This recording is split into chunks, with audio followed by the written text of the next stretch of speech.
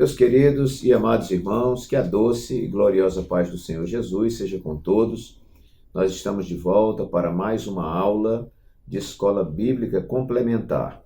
Esta aula que tem um compromisso sempre com a poderosa, inerrante, infalível Palavra de Deus. Todas as semanas nós gravamos aqui a lição que comenta a revista de adultos publicada pela Casa Publicadora das Assembleias de Deus. Todas as nossas lições são comentadas com essa característica especial nossa, que é uma lição comentada em 10 tópicos. E por isso denominamos este canal e esta aula de Escola Bíblica Complementar. A você que não conhecia esse canal e ainda não se inscreveu, então não deixe de se inscrever, de deixar aí o seu like, que é muito importante para o canal, né? Irmãos que nos acompanham pela Rádio Farol FM 90.1 toda quarta-feira aqui em Maceió, irmãos que nos acompanham pela Rádio Web Capital aqui de Maceió também, os irmãos que nos assistem no nosso portal oficial das Assembleias de Deus no estado de Alagoas, né, o AD Alagoas, e aqueles para quem nós encaminhamos esse vídeo. Eu peço a você a gentileza, porque você vai estar contribuindo para este canal. Você vai no YouTube, coloca lá Escola Bíblica Complementar ou EBD Pastor Walter Pereira e vai abrir o vídeo então no YouTube e lá você se inscreve e deixa o seu like, que isso é muito importante. Também compartilhe esse vídeo com outras pessoas que você conhece. Lá no YouTube tem um local e um recurso onde você pode também fazer o seu comentário, que vai nos ajudar bastante. Muito bem, meus queridos, nesse trimestre eu tenho apresentado aqui, nós estamos estudando a Igreja de Cristo e o Império do Mal, como viver neste mundo dominado pelo espírito de Babilônia. É esta revista aqui, comentada pelo experiente pastor Douglas Batista, e que nós já temos estudado algumas temáticas importantes. Essa revista é importante que você estude, o trimestre acaba daqui a pouco, mas guarde essa revista como um documento, porque nós temos estudado muita coisa especial. Estudamos aqui sobre a deturpação da doutrina bíblica do pecado, sobre o perigo do ensino progressista, quando a criatura ela tenta valer mais do que o seu Criador. E hoje nós vamos estudar a lição número 5, que trata da dessacralização da vida no ventre materno. Ou seja, ter uma criança no ventre materno é algo sagrado, né? Mas estão dessacralizando ou deixando de considerar sagrado. É a lição que nós vamos estudar hoje, lição número 5, para 30 de julho de 2023. O nosso textuário, meus amados, nos diz assim: e eis que em teu ventre conceberás e darás à luz um filho e por-lhe-ás o nome de Jesus. Lucas capítulo 1, versículo 31, palavras do anjo dirigida ali a Maria. Nossa verdade prática nos diz assim: a concepção divina de Jesus Cristo sacraliza a vida no ventre materno e se opõe a cultura da morte infantil intrauterina do presente século. Nossa leitura bíblica em classe se encontra em Lucas capítulo 1, versículos 26 a 33 e depois versículos 39 a 45.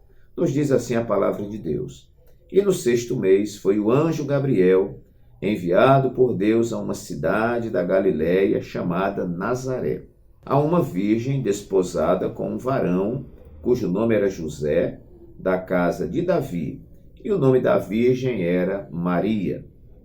E entrando o anjo onde ela estava, disse: salve, agraciada, o Senhor é contigo, bendita és tu entre as mulheres. E vendo-o ela, turbou-se muito com aquelas palavras e considerava que saudação seria esta. Disse-lhe então o anjo: Maria, não temas, porque achaste graça diante de Deus. E eis que em teu ventre conceberás e darás à luz um filho, e por-lhe-ás o nome de Jesus. Este será grande e será chamado Filho do Altíssimo, e o Senhor Deus lhe dará o trono de Davi, seu pai, e reinará eternamente na casa de Jacó, e o seu reino não terá fim. E naqueles dias, levantando-se Maria, foi apressada às montanhas, a uma cidade de Judá, e entrou em casa de Zacarias e saudou a Isabel. E aconteceu que, ao ouvir Isabel a saudação de Maria, a criancinha saltou no seu ventre, e Isabel foi cheia do Espírito Santo. E exclamou com grande voz e disse: Bendita és tu entre as mulheres, e é bendito o fruto do teu ventre. E de onde me provém isso a mim, que venha visitar-me a mãe do meu Senhor? Pois eis que, ao chegar aos meus ouvidos a voz da tua saudação, a criancinha saltou de alegria no meu ventre. Bem-aventurada a que creu, pois hão de cumprir-se as coisas que da parte do Senhor lhe foram ditas. Então nós vemos aqui, meus amados irmãos, o anúncio do nascimento de Jesus feito a Maria pelo anjo Gabriel, e o anúncio feito também aqui, aliás, não mais o anúncio, mas a visita de Maria a Isabel, e quando Maria saúda Isabel, João Batista, que está no ventre de Isabel, ele salta, Então isso aqui é muito interessante, nós vamos tratar daqui a pouco. Nossa lição, ela consta de uma introdução, que fala, de um modo geral, panorâmico da nossa lição. O tópico número 1, discutido aqui pelo autor, é a concepção de Cristo. Tópico número 2, a cultura da morte. Tópico número 3, a sacralidade da vida. E, por fim, então, uma conclusão. Recomendamos sempre que os irmãos leiam a lição direitinho, porque ela tem um comentário muito interessante. Eu não vou estar falando de tudo que está na lição. Meu objetivo aqui é fornecer tópicos que complementarizem o seu estudo, que ampliem a sua visão, que lhe dê aí uma nova perspectiva, Então, meus queridos, eu quero me prender aqui ao título, que é a dessacralização da vida no ventre materno. A gente vê que isto já é uma operação do anticristo, onde muitos países têm legalizado o aborto, Pessoas têm feito campanha em prol do aborto, E a igreja, que está com a palavra de Deus, não pode aceitar e nem se acostumar com essa ideia. Nossa voz profética, nossa voz de protesto em relação à dessacralização da vida no ventre materno tem que estar aí atuando, Eu expliquei o título, que aqui o título quer dizer que não estão mais considerando como sagrada a vida que está no ventre materno. É sobre isso que nós vamos estudar então. Então, queridos, eu construí aqui 10 tópicos que eu vou estar enumerando para os irmãos e também corroborando com posicionamentos do nosso querido pastor Douglas, que está aqui na lição. Tá? Isso nos ajuda muito. Então, o primeiro ponto que eu anotei aqui foi: no ventre materno já constamos no plano divino. Há pessoas que imaginam que somente quando a criança, quando a mãe dá à luz à criança na maternidade, a partir dali começa uma história. Mas nós lemos a palavra e nós vemos que o plano de Deus transcende a esse tempo da criança no ventre da sua mãe, ou de quando ela nasce. Então, o plano de Deus, ele já consta desde a eternidade. Então, nós vamos ver isso aqui. Ok, o texto áureo da nossa lição diz assim: E eis que em teu ventre conceberás e dará à luz um filho, e por-lhe-ás o nome de Jesus. Aqui o anjo está falando do nosso Salvador. Então, veja bem, o anjo está dizendo que ela conceberia, e já está dizendo o nome da criança. Então, esse plano de Deus, que aqui você sublinha aí, plano divino. Eu quero dizer que no ventre materno já consta um plano divino. Agora vamos imaginar crianças que são abortadas nesse mundo, assassinadas, jogadas para fora antes do tempo, mortas. Que plano Deus teria na vida dessa pessoa, o que essa pessoa poderia fazer, não é? Que talento ela desenvolveria no mundo, que dom ela teria. Nós já sabemos que ela é uma pessoa ímpar, né? Não há ninguém igual a ela no mundo. Ela não veio ao mundo, não é? Não nasceu, não estabeleceu os projetos que deveriam ser colocados no mundo. Então, meus queridos, veja que quando o anjo fala dessa concepção, já dá aqui uma determinação do futuro do Filho de Deus, do Messias e tudo mais. Já consta aqui uma história, um plano divino. A verdade prática nos diz assim: a concepção divina de Jesus Cristo sacraliza a vida no ventre materno e se opõe à cultura da morte infantil intrauterina do nosso presente século, né? Então, hoje existe um projeto não de vida, mas um projeto de morte, né, para o feto quando está ali no ventre materno. Vamos ver o tópico 1 e subtópico 3.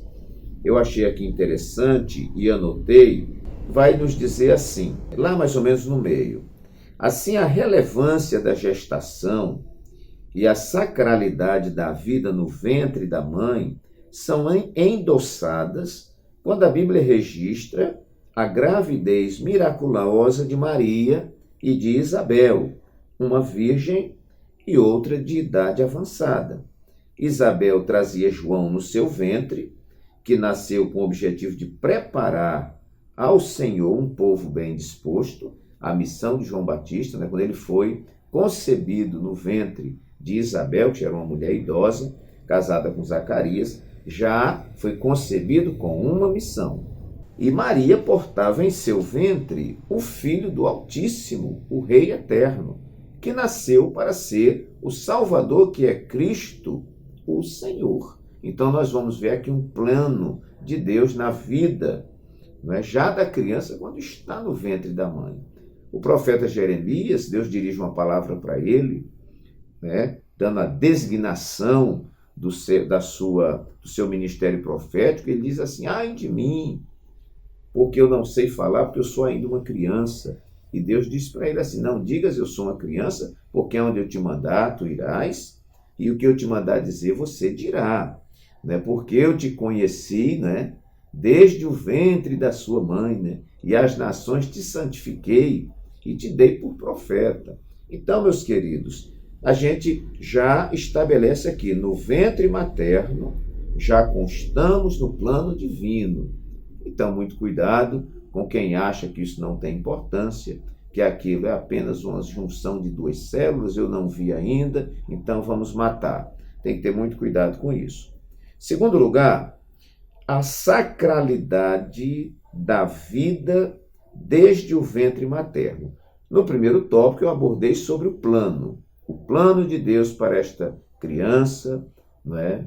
Para este pequeno ser que está no ventre da sua mãe. Aqui nós vamos falar de sacralidade. No plano de aula, na nossa introdução, vai dizer assim, veja bem: sob a ética do cristianismo e da palavra de Deus, a vida criada por ele é sagrada desde o momento da concepção até o último suspiro.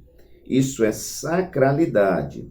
Na sinopse do tópico 1, eu quero ler também, diz assim: a história da concepção divina de Jesus Cristo ilustra a sacralização da vida desde o ventre materno, ressaltando que toda gestação é um milagre e uma dádiva concedida pelo Criador, algo muito especial. E o terceiro tópico e subtópico 1, também nós vamos ler algo interessante e relevante, falando que a vida é inviolável.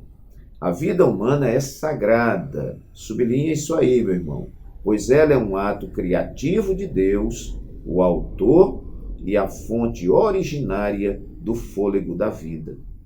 Nessa perspectiva, o princípio de sacralidade assegura a dignidade da pessoa humana e a inviolabilidade do direito à vida.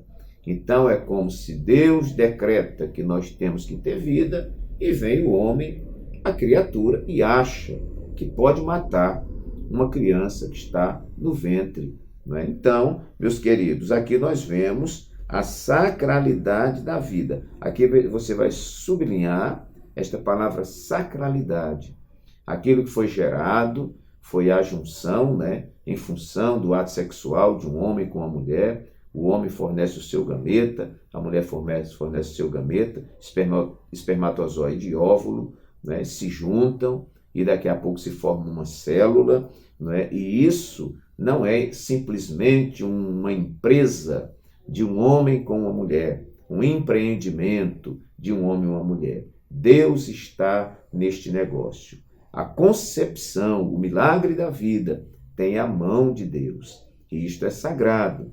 Não sou eu que vou destruir isso. Então, no primeiro tópico, falamos do plano. Aquele pequeno ser que está no ventre, ali existe um plano, existe uma história, existe todo um traçado, toda uma expectativa e tudo mais. Isso é cortado com o aborto. Segundo tópico, a sacralidade. Terceiro, uma cultura de morte revestida de sutileza. O que existe na realidade, no nosso século, é uma cultura de morte que não se limita só à questão do aborto. A gente poderia aqui falar uma série de coisas que são cultura de morte. Eu tinha um professor na faculdade de teologia e ele dizia: os senhores serão pastores. Na boca de vocês está a palavra de vida e a palavra de morte. Mas ele dizia: o projeto de Deus é um projeto de vida. E o nosso projeto deve ser um projeto de vida e nunca de morte. Só, meus queridos, que nós não temos ainda a manifestação plena do anticristo, mas o seu espírito vem atuando ao longo da história. E o seu projeto é um projeto de morte, agora sutil. Mas existem diversas desculpas para que essas mortes aconteçam, né? Então, no plano de aula nosso aqui, da Revista do Mestre, lá na motivação, diz assim: nesta lição veremos que a cultura da morte está presente e cada vez mais naturalizada nas pautas intelectuais e políticas em defesa da legalização do aborto e eutanásia.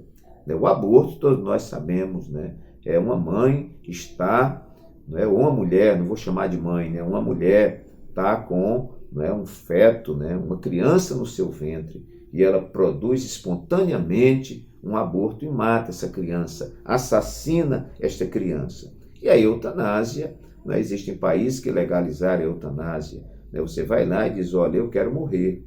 E alguém vai e injeta lá uma injeção em você e te mata.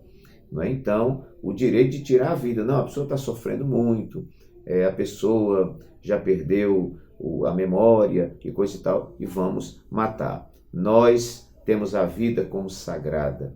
Nós não podemos nos conformar com isso, né? Quem dá a vida é Deus e quem tira a vida é Deus. O Senhor Deus deu e o Senhor Deus tomou. Ele tem essa autoridade. Então, nas pautas intelectuais e políticas, né, nós temos muitos intelectuais endemoniados, políticos endemoniados, muitas lideranças, irmãos, que estão sendo conduzidas pelo espírito de Satanás.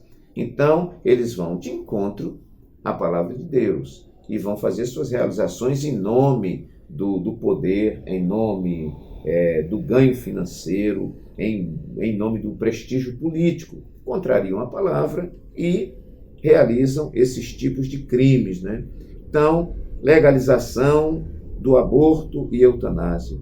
Ao passo que o sistema desse mundo, mediante estratégias ardis, né, impõe uma agenda de desconstrução da sacralidade da vida, tão cara ao cristianismo bíblico. Assim, enquanto cristãos, precisamos nos posicionar sabiamente, porque nós vamos ouvindo esse negócio o tempo inteiro e nós vamos nos acostumando. Clínicas clandestinas estão instaladas por aí e mocinhas fazendo aborto e muitas vezes morrendo, não é? E outros males aí. Mas, para essas pessoas dominadas pelo espírito do anticristo, o projeto é de morte, porque Satanás, que está por trás deles, a Bíblia diz que veio para matar, roubar e destruir. Quanto mais miséria, quanto pior, melhor para Satanás. Então, uma cultura de morte. Tópico 2 e subtópico 1, vamos ler aqui também alguma coisa interessante. A cultura da morte é um conjunto de ideias que visa modificar o conceito bíblico da vida.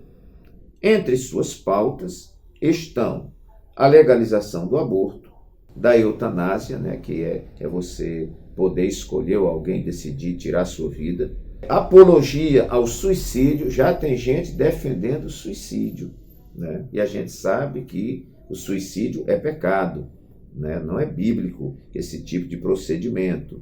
O controle da natalidade, né? Um controle irresponsável da natalidade para crianças não nascerem, mediante estratégias culturais, intelectuais e políticas, impõe-se uma agenda de desconstrução da sacralidade da vida, algo tão caro à cultura cristã.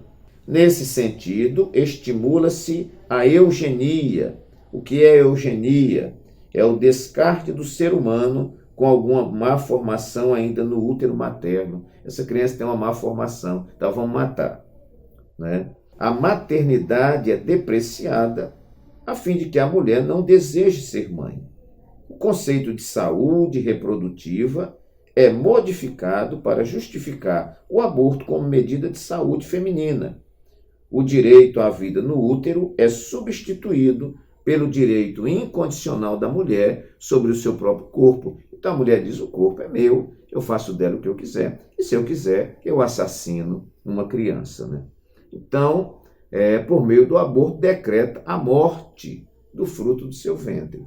Então, irmãos, essa questão de eugenia, de eutanásia, de aborto, de suicídio, os irmãos não se esqueçam, essas questões vão sendo colocadas através de propaganda, através de novela, através de filmes e através de outras fontes de informação, que por trás destas fontes existem homens e mulheres não tementes a Deus.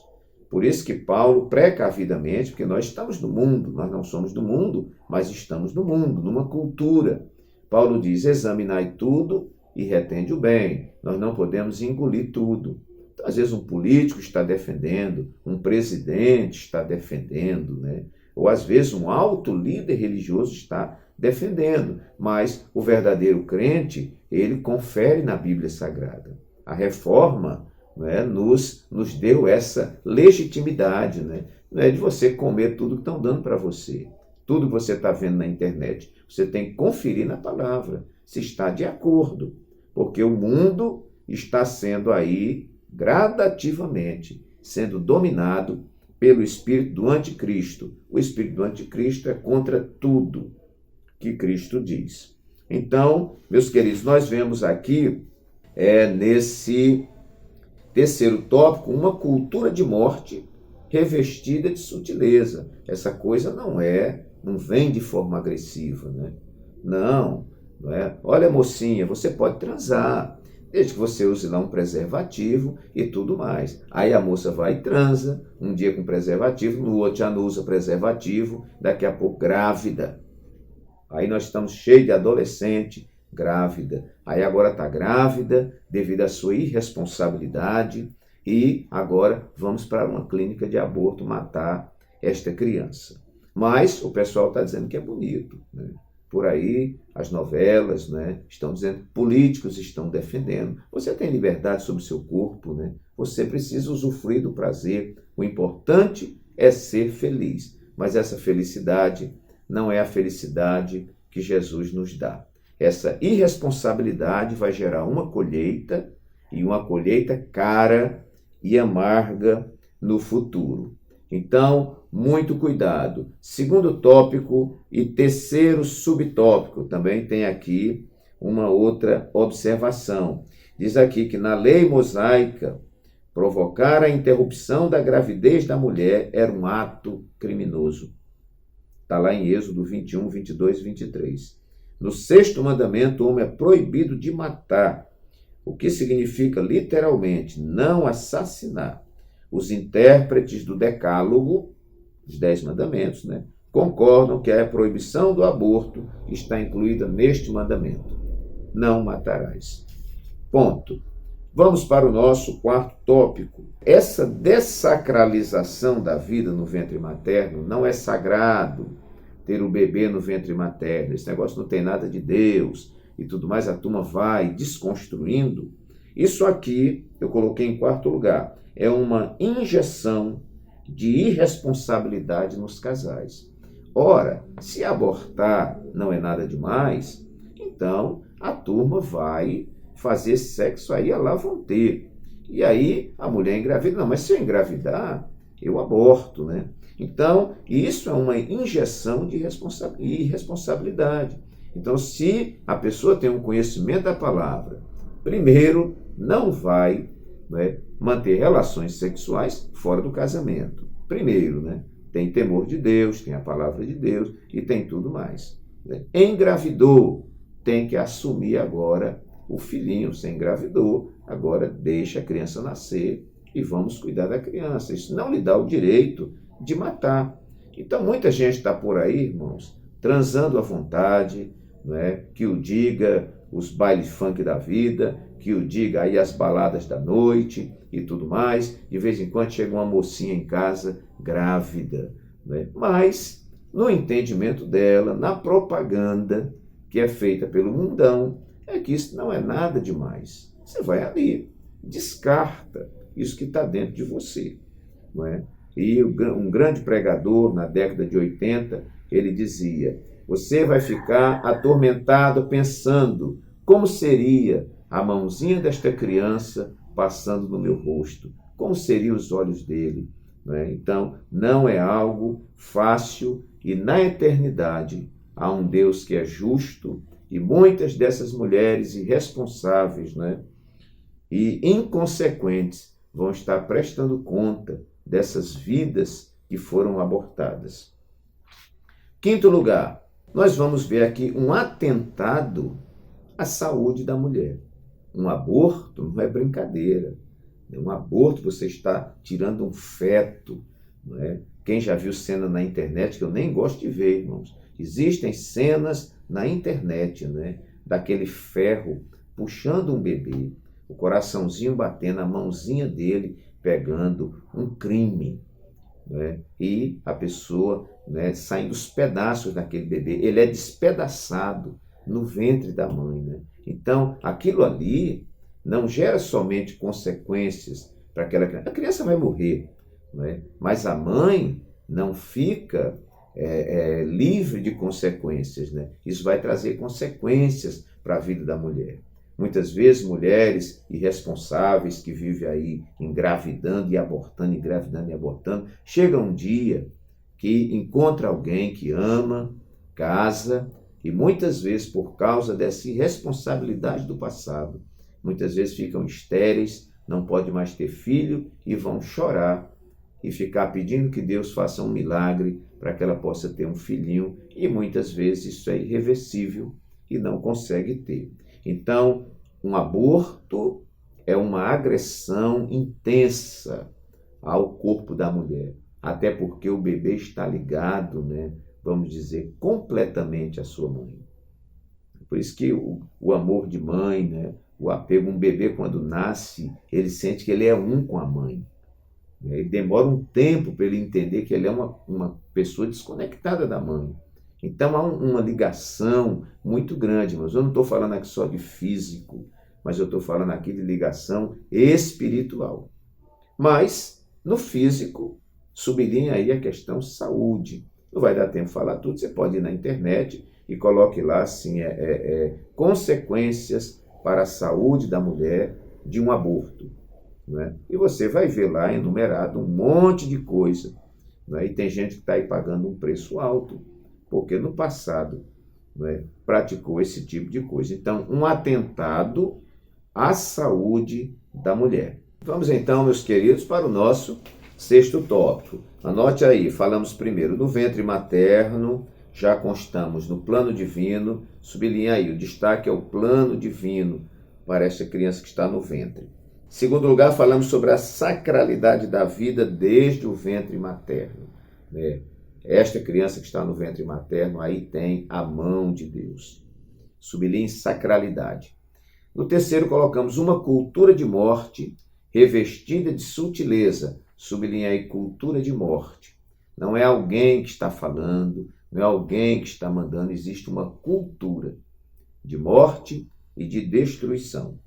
Quarto lugar, uma injeção de irresponsabilidade nos casais. Se pode abortar, então eu posso aí transar de qualquer maneira, e se eu ficar grávida, aí eu vou descartar, eu vou lá numa clínica e tira e tudo mais. Isso aqui é uma injeção de responsabilidade. Se soubesse o que a Bíblia diz e não o que essa cultura de morte está dizendo, o procedimento seria outro. Quinto lugar, falamos sobre um atentado à saúde da mulher. Eu recomendo que os irmãos olhem no YouTube ou em algum documentário aí do Google, né, que trate sobre consequências para a saúde da mulher de um aborto. E você pode fornecer para a sua classe lá para ter conhecimento. Sexto lugar, uma afronta à soberania divina. Aqui eu quero destacar a soberania divina. Toda concepção, eu creio que ela tem uma permissão divina. Ela só acontece porque Deus age nesse processo. E quando nós negligenciamos esse processo, quando nós interrompemos este processo, isto é, no mínimo, um atentado à soberania divina. Nossa introdução da lição diz assim: Deus é o autor supremo da vida, conforme Gênesis 2, versículo 7. Por isso as Escrituras a valorizam desde a concepção no ventre materno. Você vai ver uma referência, Salmo 139, versículos 13 a 16. Assim, toda ideologia que tem o objetivo de alterar o conceito da vida desqualifica a autoridade bíblica e faz apologia à cultura da morte infantil no útero. A ideia progressista que reivindica ao ser humano a autonomia sobre a vida afronta a soberania divina. Quem comanda a vida é Deus. E ninguém tem o poder, não é, de cercear esse direito, né, de podar esse direito, de matar. Ninguém tem esse direito. Vamos ver aqui no nosso auxílio à ética cristã, que nos fala sobre a sacralidade da vida aos olhos do Criador. Preste atenção. Teologicamente, quando começa a vida? Uma pergunta. Na fase embrionária ou na fetal? Aos olhos do autor e conservador da vida, Deus, antes mesmo da concepção. É o que constatamos no chamamento de Jeremias, onde Deus vai dizer assim: antes que eu te formasse no ventre, eu te conheci. E antes que saísses da madre, te santifiquei, e as nações te dei por profeta. Ora, se o autor e conservador da vida não faz distinção entre embrião e feto, pois aos seus olhos ambos são pessoas completas, por que iríamos nós teimar em estabelecer tal diferença? Então, nós temos aqui esta explicação. Quando nós produzimos esse tipo de atentado à vida, tirando a vida de qualquer forma, nós estamos afrontando a soberania divina. Sétimo lugar, essa dessacralização da vida no ventre materno, ela é um bloqueio ao milagre da vida. Aí você sublinha o milagre. A vida é um milagre, irmãos. Coisa maravilhosa, né? O homem fornece o seu espermatozoide, né? A mulher fornece o seu óvulo. Isso junta, né? Forma uma célula e depois ela vai se multiplicando e ali dentro estão todas as informações, né? Como vai ser o bracinho, como vai ser a mão, como vão ser os dedos, as unhas, o cabelo, os olhos, a cor dos olhos, a língua, né? A sua pele, né? Os seus órgãos que funcionam formando todo um sistema, o cérebro. Meus queridos, e daqui a pouco vai tomando um formato, e daqui a pouco sai uma criança perfeita.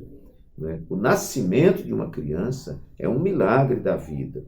E quando nós bloqueamos isso, nós estamos bloqueando um milagre da vida.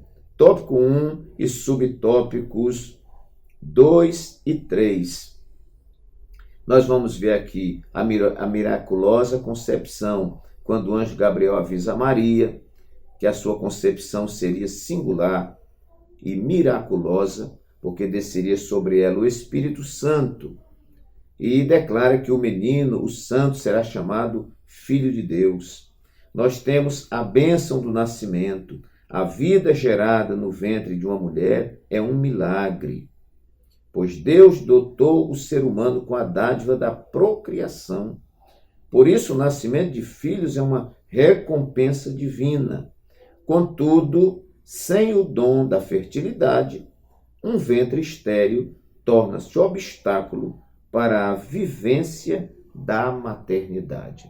Então, eu queria que você sublinhasse aí essa questão do milagre, né? Que coisa extraordinária, que coisa maravilhosa, né? Uma mulher constata que está grávida, daqui a pouco ela começa a fazer exames, ver o coraçãozinho daquele ser que ainda não está nem formado, irmão, já começando a bater. Ali tem vida, ali tem identidade, ali tem personalidade, ali tem muita coisa plantada, né? E quem sabe sonhos, projetos que irão, não da criança em si, mas vamos dizer do projeto de Deus para a vida daquela pessoa. Então, essa obstrução da vida, essa dessacralização, onde se não é sagrado, agora fica banal, não é? Isso vai gerar um bloqueio ao milagre da vida. 8º lugar, a vaidade do direito sobre o corpo. Isso aqui é uma coisa interessante, né? Porque muitas vezes nós pensamos, eu vou já colocar de forma geral, que nós somos donos de nós mesmos. Olha, quem aceitou Jesus como Salvador, quem abraçou o cristianismo, não é? Ele não chama Deus de você. É Pai nosso que estás nos céus. Santificado seja o teu nome, venha a nós o teu reino. Venha a nós o teu reino, irmãos, quer dizer, venha a nós o teu domínio. Venha a nós a tua gerência, né? O teu cuidado, não é? As tuas ordens. Então você não vive a vida do jeito que quer. Então, eu sou dono do meu corpo, eu não sou dono de nada. Você não é dono de nada. Se você é dono do seu corpo, interrompa a morte, né? Você consegue interromper a morte? Não consegue. Mas se você é muito rico e tem muito dinheiro, consegue interromper? Não consegue. Você nem consegue nascer e nem consegue interromper a sua morte. Então você não é dono de nada. Jesus disse, sem mim, nada podeis fazer. Então, a vaidade do direito sobre o corpo. Não, eu não quero. Então eu vou expelir isso dentro de mim, porque eu tenho direito ao meu corpo, eu sou dono da minha vida. Não, se você é um cristão genuíno, se você conhece a Deus, você é um vaso de barro na mão do oleiro. Quem comanda aí é o oleiro. Né? Quem diz se eu vou casar, se não vou, é o meu Senhor. Quem diz com quem eu vou casar, com quem eu não vou, é o meu Senhor. Quem diz se eu vou continuar casado, vou me separar, é o meu Senhor. Quem comanda a minha vida é o Senhor. Né? Ele é que direciona todas as nossas coisas. Tópico 2 e subtópico 2. Vamos ler aqui, muito interessante. O direito sobre o corpo. Olha o que diz o comentarista. A cultura pós-moderna, que isso é da pós-modernidade, insiste que é direito do ser humano exercer autonomia sobre o próprio corpo. Essa ideia é de liberdade total ao controle individual sobre a constituição física e o comportamento humano. O slogan é o seguinte: meu corpo minhas regras, eu faço o que eu quiser com o meu corpo. E esse slogan é utilizado em defesa das liberdades sexuais e reprodutivas, bem como para a escolha de vida ou de morte. Nessa percepção estão os direitos à prostituição. Ora, se a prostituição me dá prazer, vou me prostituir. Se o adultério me dá prazer, vou adulterar. Porque o importante é o prazer do meu corpo, diz essas ideologias malignas, né? Então, nessa percepção estão os direitos à prostituição, ao aborto, à eutanásia, ao suicídio e outros. Qualquer opinião contrária é considerada violação da liberdade humana. Ora, queridos, ou você deixa o mundo viver sem regra, sem norma, sem doutrina, viver na bagunça, ou então você é fascista, né? Porque você está querendo que as coisas funcionem com ordem, né? Para Satanás, quanto mais bagunçado, melhor. Mas o Deus que nós conhecemos é um Deus ordeiro. Você olha para o universo, Einstein ficou impressionado com a simetria do universo. O nosso Deus não é Deus de desorganização, não é Deus de bagunça. Nosso Deus é Deus de ordem, né? Deus de ordem. Então, não é porque eu sou dono da minha vida e agora eu vou fazer o que eu quiser. Então, eu vou tirar a roupa, vou sair nu por aí, vou subir no banco da praça, vou fumar maconha, não é? Vou chupar picolé de cocaína, picolé de maconha, vou fazer o que eu quiser. Eu sou dono da minha vida, sou dono do meu corpo, não é? Vou me prostituir, vou fazer tudo. Esse é o caminho de Satanás para te levar para o inferno e para te matar nesta vida, não é? Sem doutrina, diz a Bíblia, o povo se corrompe. Sem ordem, o povo se desgraça.